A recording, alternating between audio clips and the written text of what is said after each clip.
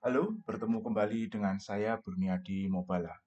Pada video kali ini kita masih melanjutkan membahas analisis permasalahan trust dua dimensi dengan Salome dan kalkulik.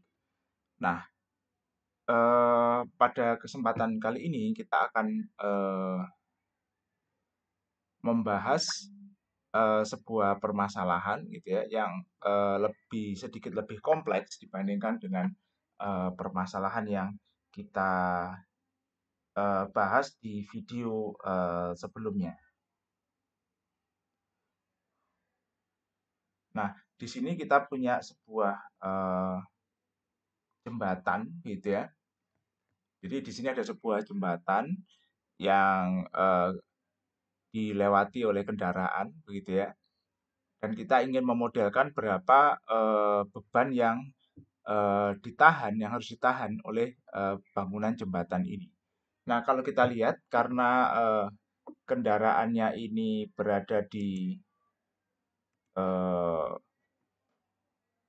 tumpu di bawah sisi bawah. Jadi nanti beban ini akan kita anggap secara langsung ditumpuk oleh titik-titik pekerja pada titik-titik nodal yang ada di bagian bawah.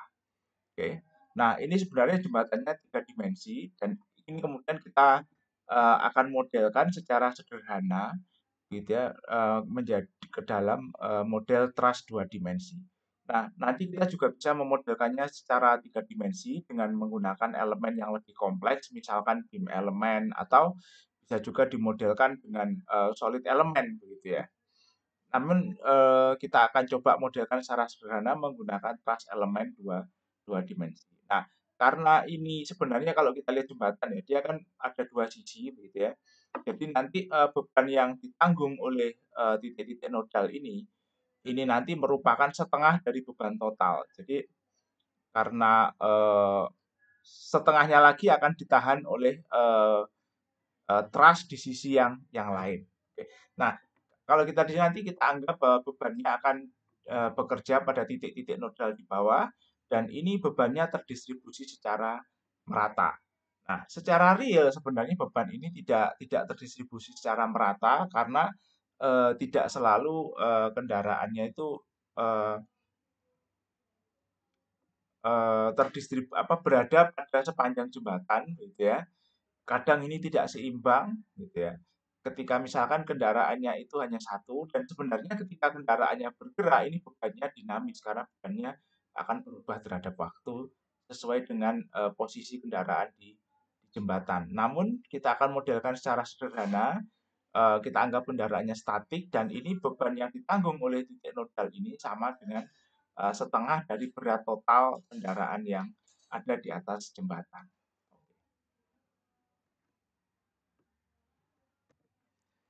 Ya, kita mulai dengan membuat model di Salome. Di Salome kita akan masuk ke modul geometri, gitu ya.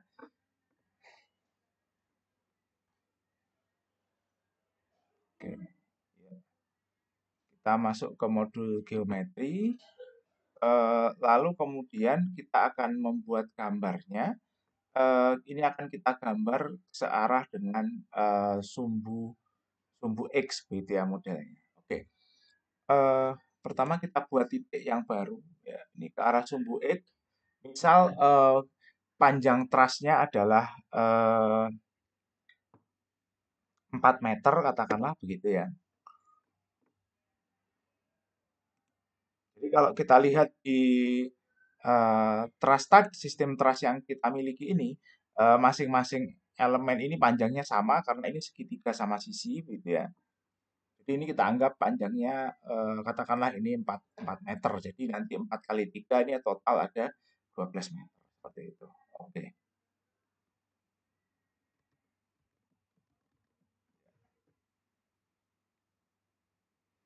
Nah, dari sini kemudian coba kita zoom.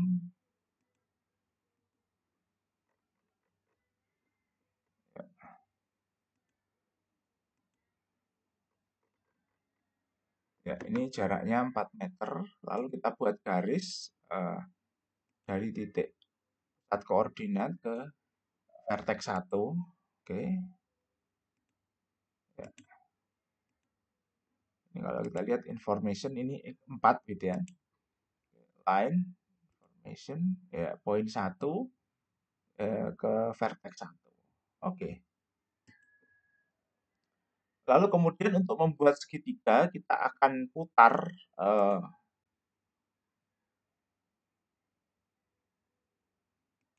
garis ini gitu ya dengan sumbu putar sumbu Y kita putar sebesar 60 derajat ke arah negatif gitu ya. Apply and close. Oke. Ini juga kita munculkan supaya terlihat. Lalu kemudian kita buat garis dari titik 1 di atas.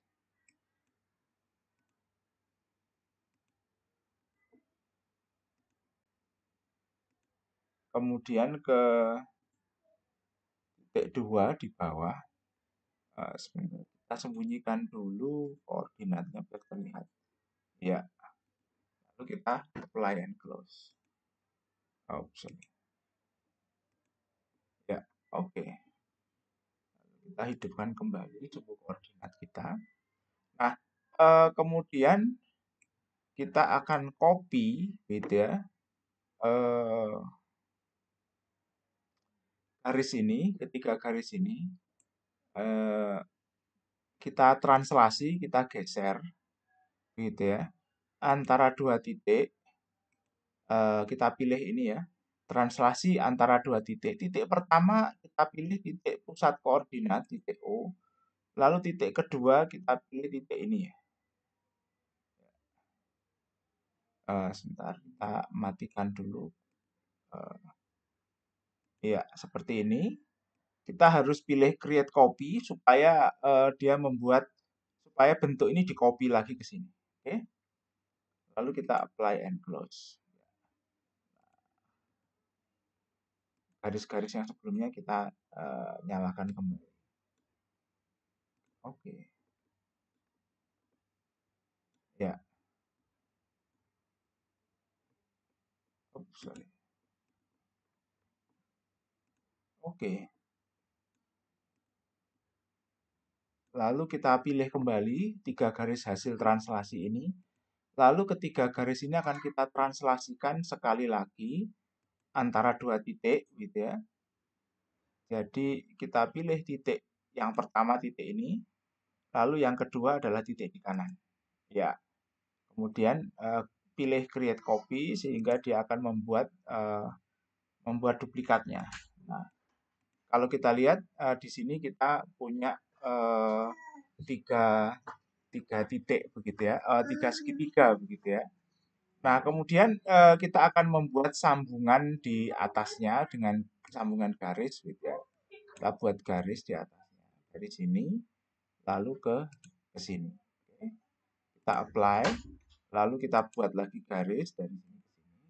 Ya, lalu kita pilih apply and close. Oke. Nah, jadi kita sudah punya kita sudah punya model truss dari jembatan tadi. Oke. Lalu selanjutnya ini kita pilih semua, lalu kita kemudian buat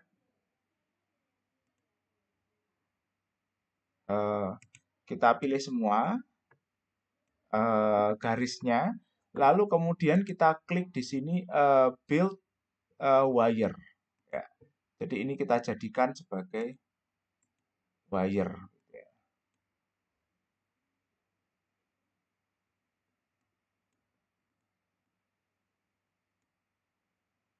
Oke, 11 objek. Jadi 1, 2, 3, 4, 5, 6, 7, 8, 9, 10, 11.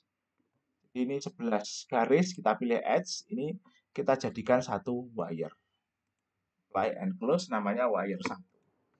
Oke, nah kemudian setelah wire 1 ini kita buat, nah kita akan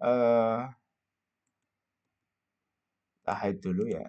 Nah, kita akan membuat grouping dari masing-masing titik nodal yang ada di sini. Oke, titik nodal yang akan kita grouping adalah tumpuan, gitu ya, titik ujung di kiri kanan dan titik-titik yang menahan beban untuk nanti kita berikan gaya. Oke. Jadi dari sini kemudian new entity kita explode gitu ya. Kita create group ya. Shape type-nya adalah ini bisa juga ya kita create group dulu ya karena ini nanti titiknya lebih dari satu, oke? Jadi untuk yang satu titik kita bisa sebenarnya juga explode. Coba kita explode saja ya titik satu ya. Kita explode subject-nya vertex gitu ya, lalu select subject. Ini koordinatnya kita sembunyikan dulu. Nah, ini kemudian kita nggak bisa bikin grupnya. Ya, new entity group gitu ya. Kita create group. Ini grupnya adalah vertex gitu ya. Misal ini left support untuk tumpuan kiri gitu ya. Kita pilih titiknya, kita add, kita apply. Lalu untuk yang kanan kita namai right support. Gitu. Kita klik ya, lalu kita add, lalu kita apply. Lalu kemudian kita membuat grup satu lagi, namanya misalkan ini untuk pembebanan ya, FOS, misalkan ini FOS node ya. Jadi ini titik-titik gayanya ada di sini. Lalu kemudian dari sini kita bisa select seperti ini. Nah, lalu kita add. Ya. Nah, untuk bisa melakukan select seperti tadi ya, area select, ini tombol mouse ini jangan sampai dipilih gitu ya. Oke. Lalu setelah ini kita lihatnya dapat titik, lalu setelah ini kita klik apply. Nah, dari sini kita sudah punya 3 grup begitu ya, support, lalu kemudian kita punya grup untuk titik-titik nodal yang menerima gaya. Oke, setelah ini kita akan masuk ke modul mesh. Oke, masuk ke modul mesh. Nah, dari sini kemudian di modul mesh kita akan buat mesh-nya. Jadi kita pilih wire, lalu kita pilih create mesh. Nah, algoritmanya sama, wire discretization, lalu kemudian kita pilih number of segment, karena ini adalah trace element, kita pilih number of segment 1. Oke. Kita pilih number of segmentnya 1. Ya, lalu kemudian kita awk, gitu ya. Kita tidak perlu additional hypothesis, lalu kita apply and close, lalu kemudian kita compute. Oke. Nah, setelah dikomput nanti kita dapatkan hasilnya berupa mesh-nya. Oke. Mesh ini kemudian bisa kita ekspor menggunakan format UNV. Oke. Jadi kita save gitu ya di sini karena begitu menggunakan format UNV. Ya. Nah, proses meshing kita selesai. Selanjutnya kita akan menggunakan Calculix untuk melakukan pre-processing lanjutan, konversi mesh, dan setting boundary condition. Dan setting pembebanan, lalu kemudian dilanjutkan dengan solving. Oke, kita lanjutkan. Kita sudah buka Calculix Launcher, lalu kemudian kita buka mesh-nya. Gitu ya. Mesh-nya saya tempatkan di sini, folder ini bridge trace, kita copy tadi. Kemudian mesh-nya kita buka, lalu kemudian kita convert gitu ya mesh-nya. Kita coba menggunakan yang versi Python script converter.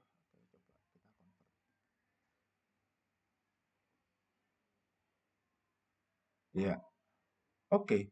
Lalu kita tutup. Ya. Lalu kemudian kita buka file INP-nya, lalu kemudian ya kita edit. Ya. Kalau kita lihat di sini, dia membuat node set gitu ya. Node set, LSET-nya belum ada ternyata. Elemennya belum ada, jadi mungkin kita harus mengulang. Oke. Nset, hanya nset saja. Definisi elemennya belum ada. Oke, mungkin kita harus ganti ya. Sepertinya converter yang Python ini kurang kurang hasilnya kurang bagus ya untuk yang trust element. Jadi kita gunakan kembali Unical. Ya, oke. Ya, lalu kita buka ya. Ini yang Unical gitu ya. Kita open. Oke. Lalu kita edit. Ya. Jadi kalau Unical dia ada LSET-nya ya. LSET-nya ada. Tadi LSET-nya tidak berhasil di convert. Oke. Nah, kita akan coba gunakan contoh sebelumnya gitu ya. Ya, ini contoh sebelumnya yang di video sebelumnya yaitu triangle truss gitu ya. Nah, kita lihat setelah LSET ada boundary, ada material, kemudian ada solid section, lalu ada step gitu. Jadi ini akan coba kita copy gitu. Kita copy ya. Ini kita copy, Ctrl C, kita Ctrl V di sini. Lalu kemudian LSET-nya kita namakan LSET all, tipenya ini bukan BIM ya, T31 ini BIM. Kita T3D2. Oh, sorry, balik ya. T3D2 type-nya, LSET-nya LSET all. Oke. all gitu ya, LSET all. Ini NSET-nya N all, not all gitu ya. Kemudian ini grouping yang kita buat ya. Lalu kemudian right support-nya ini menahan gaya vertikal sama karena kalau kita lihat tadi ini right support-nya berupa slider dan left support-nya berupa pin gitu ya. Berupa engsel. Jadi nanti ini menahan gaya vertikal horizontal arah sumbu Z dan arah sumbu X, lalu ini hanya menahan gaya arah sumbu Z. Oleh karena itu di sini right support-nya gitu ya. Right support-nya 3, left support-nya 1,3. Lalu N all-nya 2. N all-nya 2 karena ini kita harus menahan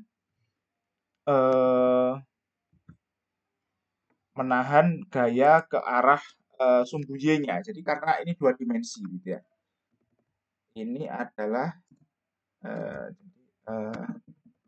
tumpuan kanan berupa roller hanya menahan gaya vertikal ke arah sumbu Z. Oke. Tumpuan kanan. Kemudian left support ini tumpuan kiri menahan gaya searah sumbu X dan Z. Nah, sumbu Z-nya ini simbolnya angka 3 gitu ya. Saya kasih kurung. Angka 3. Oke. Jadi angka 3. Nah, sumbu X-nya ini 1 kodenya. Jadi karena itu ini 1,3. Nah, ini karena ini adalah model 2D searah sumbu X dan Z, maka semua titik itu harus ditahan di arah sumbu Y atau 2. Jadi supaya truss tidak ada gaya yang menjadikan dia jatuh gitu ya. Jadi harus kita tahan. Oke. Lalu kemudian materialnya steel, ini tipe materialnya elastik, kita namai steel. Oke. Jadi ini adalah modulus elastisitasnya. Nah, pemisah desimalnya jangan pakai titik koma, tapi pakai titik ya.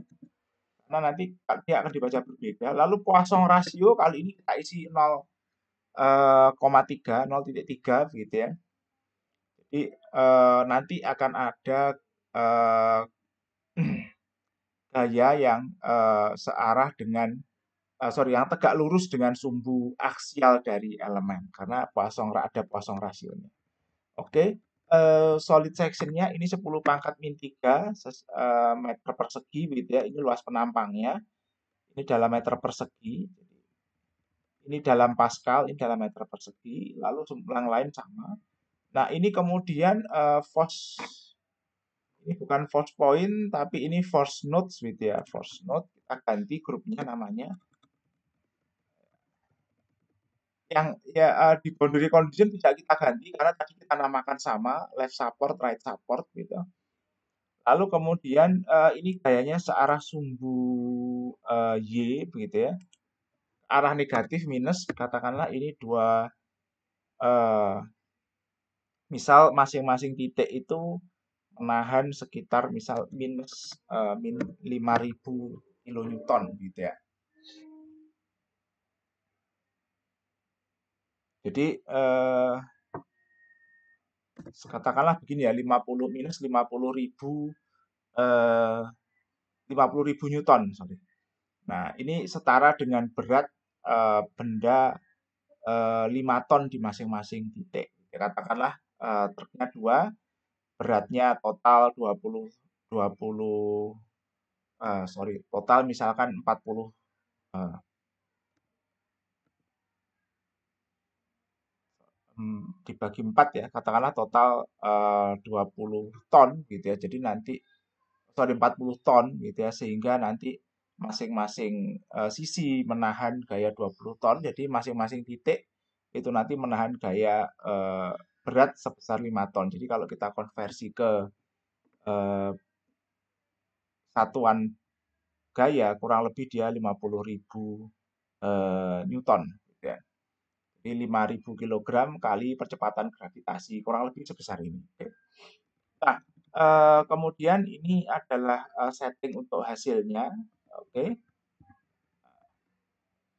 Lalu kemudian setelah ini kemudian kita save gitu ya. Kita save ya. Setelah kita save kemudian kita kembali ke launcher. Lalu kita pilih CCX 216 versi paling baru yang ada di sini. Selanjutnya kita run solver. Ya, selesai. Kita tutup ya run solvernya. Lalu kemudian kita pilih CJX post processor mode, kita pilih CJX 216. Lalu kita run post processor. Oke, kalau kita lihat ini jembatan kita. Pertama orientasinya kita arahkan ke Y plus gitu ya, seperti ini. Ya, sorry. Orientation Y plus. Kemudian kita zoom. Orientation kita kembalikan lagi. Ya, lalu kemudian datasetnya kita pilih, bisa kita pertama mungkin kita lihat displacement gitu ya. Lalu kita lihat di sini, ini arah sumbu X, sumbu Y, dan sumbu Z. Jadi kalau kita pilih B1, ini adalah displacement di arah sumbu X gitu ya. Nah, kalau kita lihat ini displacementnya di sini kecil sekali ya, 0, mendekati 0.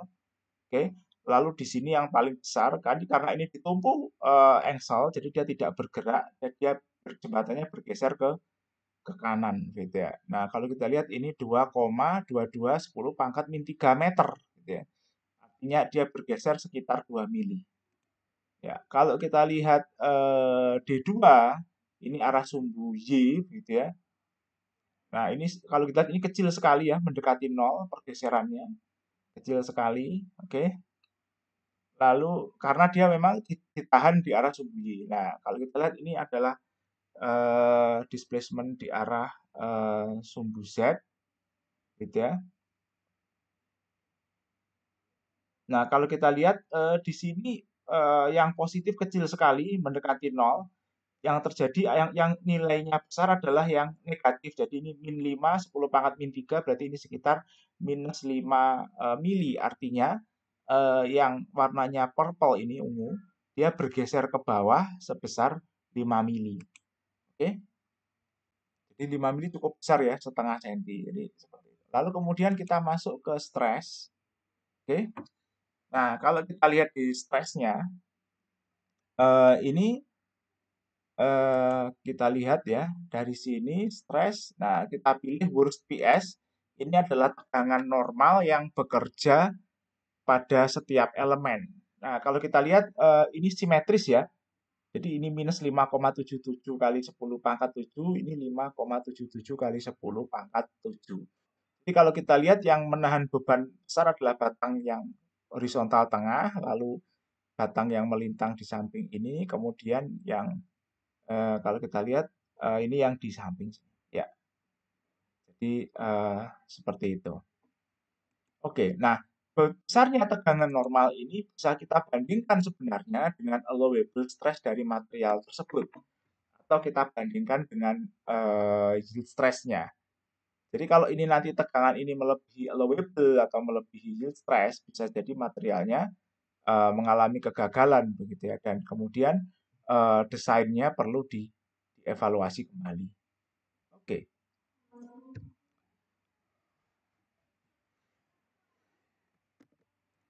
Oke, ini adalah file dotnya yang memuat tegangan. Jadi kalau kita sini elemen 1, oke, tegangannya seperti ini ya. Elemen 2. Nah, ini kemudian displacement pada titik nodal. Oke. Nah, kalau kita lihat ini ada displacement di titik nodal 1, ada displacement searah sumbu X dan sumbu Z. Kita cek dulu displacement di titik nodal 1 itu ada di mana. Titik nodal satunya ada di mana. Jadi kalau kita lihat ini titik nodal satunya adalah 2, 0, 3. Jadi ini titik nodal satunya ini adalah titik yang ada di puncak begitu ya. Jadi kalau kita lihat ini adalah titik yang ada di puncak ini. Nodal satunya. Oke. Lalu kemudian 6, 3. Berarti ini adalah titik ini, 6. Oke. Jadi ini kan panjangnya 4, 2, berarti titik 6, 3 itu ada di sini. Lalu kemudian ada titik 4-nya ya. Ini 400, 400 berarti titik yang bawah ini. Titik ketiganya, titik keempatnya 000 berarti ini adalah titik ini. Oke. Lalu kemudian ada titik 800, titik ke-6 itu ada di sini. 800. Lalu kemudian titik kelima, titik ke-6-nya 1200. Jadi dia paling ujung 1200, ini titik ke-5, titik ke-6. Titik ke-7-nya 1, 10, 3,4. Jadi ini titik ini. Oke.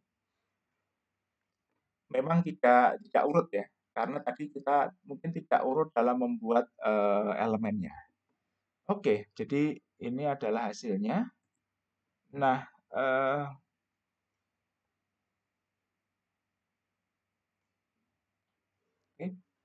kita bisa ekspor gambar ini menggunakan PNG hard copy, gitu ya. Oke, untuk worst PS-nya. Oke, ya kita tunggu dulu.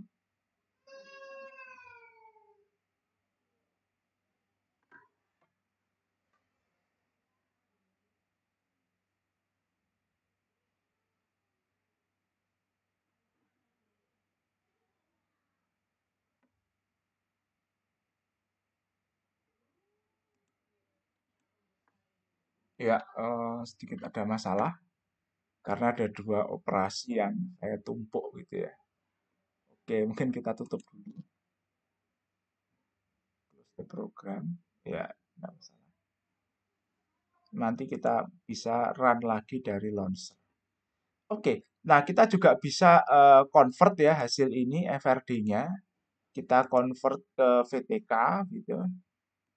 Kita load file dulu, frd bridge truss, lalu convert, lalu kita save filenya. Ya, VTK bridge truss. Oke. Nah, kemudian kita bisa jalankan para view.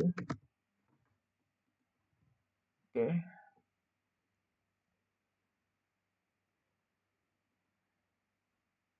Kita tunggu para view-nya.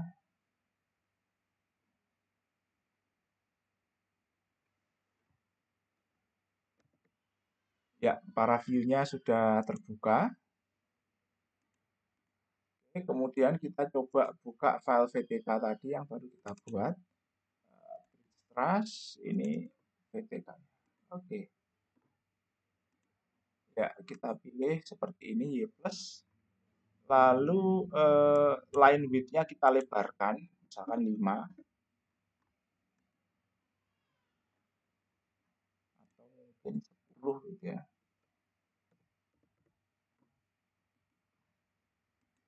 Ini mungkin wireframe ya. Mungkin 5 saja ya, terlalu tebal. Ya, ini stress magnitude-nya.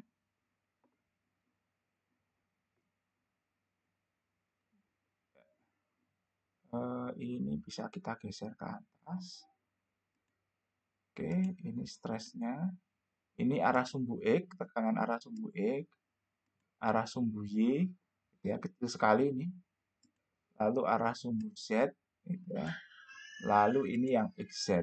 Ya, nah, kalau kita ingin tahu besarnya, kita gunakan ini. Nah, mungkin color-nya bisa kita ubah menjadi rainbow, ya seperti ini, ya, supaya terlihat lebih jelas. Nah, kalau kita lihat di sini besar tegangannya kecil, tegangan yang besar itu ada di arah vertikal, sorry, di sisi atas ini, kalau di sisi bawah. Oke. Kemudian ini ada juga displacement di sini. Oh, ini juga ada principal stress, ya, ada magnitude dari principal stress-nya, gitu ya. Sama ini magnitude-nya, kita bisa ganti menjadi rainbow. Oke. Ya, kita tutup. Nah, kalau kita lihat ini besarnya sama ya. Yang terbesar ada di sini. Principal stress-nya. Oke, kemudian ini displacement, ya. Kita bisa ubah juga ke rainbow supaya lebih jelas warnanya.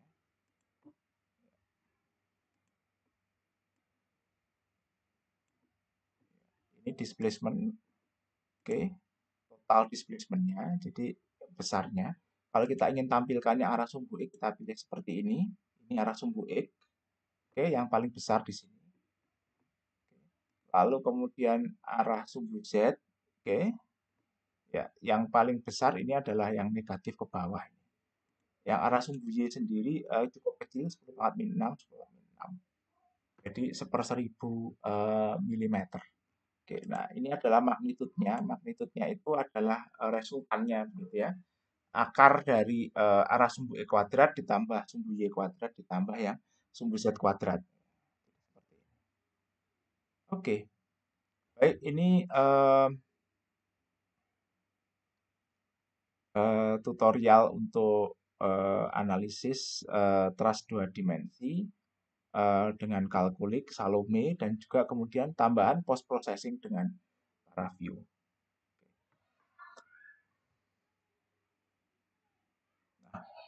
Selesai, sampai bertemu di video selanjutnya.